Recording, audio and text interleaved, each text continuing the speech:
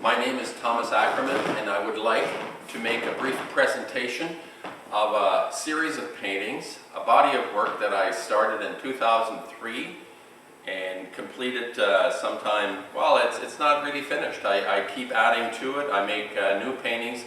The paintings behind me are actually second generation, and in this video at the end I will attach pics and images of the first playing cards. This was a series of paintings based on the idea of playing cards, and why I think this is of significance to me in terms of the rest of the work that I've done since 2003 is that I radically changed the way I made a painting. And it's interesting that I chose this format to reproduce the very well-known images of playing cards. In this particular case, they're the English deck. I think it's called the English deck of the face cards primarily. The Queen, the King, the Jack, the four suits, the different suits. And in a playing card, what you have is you have an image that is presented to us this way, and then it returns underneath this way. It's not a mirror. It's not like a mirror image like a Rorschach. It's more of a kind of a clone. And the way I decided to make these paintings was to paint one half of the card. Usually I painted the upper part of a card, and then I placed a material over it that started out to be a heavy paper, and I got an imprint from the upper part, and I turned it around and finished it off by creating the lower part with the imprint. And as I went through this process of painting over a period of a couple of years, I realized that I had chosen this image because it was very suitable to recreate or to make an image in a way that I wasn't using a brush in a traditional sense. So this was a kind of, I call this for myself a breakthrough. It was a breakthrough in the way I produced the work. I deviated, I left the traditional way of making paintings, and there have been lots of incidents in art history where artists come across a way of working. It wasn't something that I thought, oh, I have to find a different way of making a painting. There is always this inner necessity, as Kandinsky says, this inner necessity that wells up. As we commit ourselves to a process, there is something that happens within inside of us, irrespective of what we're thinking, that emerges over time. And I call myself somewhat of a late bloomer in this sense, because I've been doing this almost 45 years, or it is 45 years now of making paintings. I've sustained myself for most of that time, selling my work. And I stuck with it, and in 2003, as I say, I started this series.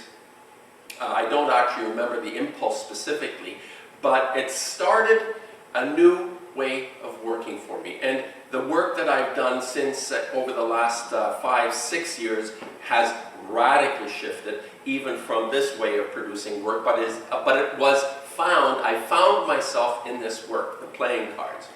And I will attach a selection of images, not all of them. There are probably hundreds of paintings in this format that I have produced. And I just briefly actually did pan over the most recent incarnations, which are two-tone cards, which I will also attach within this process, but elevated into a new level. I devised a medium that I could use in order to augment this whole idea of taking imprints off a surface and reproducing it. But eventually the imprint was all there was. There wasn't like a two-section to it. So what I'm trying to explain here in this presentation to you about these particular images, and they're very agreeable actually. I find this to be extraordinarily agreeable, and I'm straddling a line, as I'll refer to Kandinsky again, and he said that art for art's sake is merely decoration. And to a certain extent, there was an art for art's sake feeling for me in the way I made this work. I was quite oblivious to anything other than producing something or making something that I had never done before in a new way, in a completely new way. So it was literally my inner necessity demanded that I try something different. And what came out is these extraordinary images, and if you look at them closely, the texture is quite incredible. And I built on this idea by using a material that leaves the surface quite pristine and smooth. The original paintings are quite rough. When you feel these, there's a stippling going on because as I pulled the piece of paper off the surface and reproduce it, there is a kind of stippling effect that is going on that's quite effective and quite interesting. So there was this feeling of art for art's sake. However, it continued to develop in the way I'm making my paintings now. And I will attach a series of images after this video with, you can inspect for yourself. I will have close-ups as well. And I think it's important for me to express the background also of this work to see where this has led me in the more recent, over the last 3, 4, 5 years, and the kind of work that I'm doing. And these are instrumental, these are pivotal, these are root paintings for a new way of working.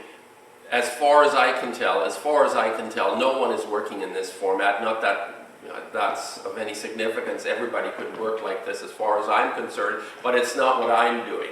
So I hope this helps as an explanation, as an introduction to this series of paintings. Thank you.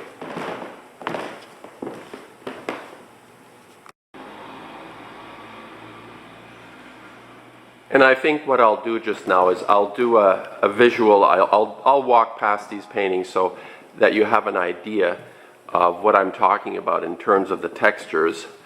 As you can see, there is a roughness, a unique surface created from the way. There are occasionally brush strokes where I would go back into it a little bit, but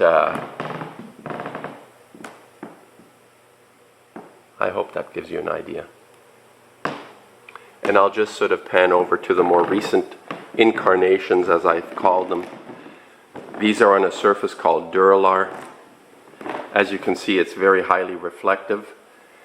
And the idea, these are color studies based on playing cards. I call them my color studies playing cards, with a reversal where the positive negative effect seems to be apparent.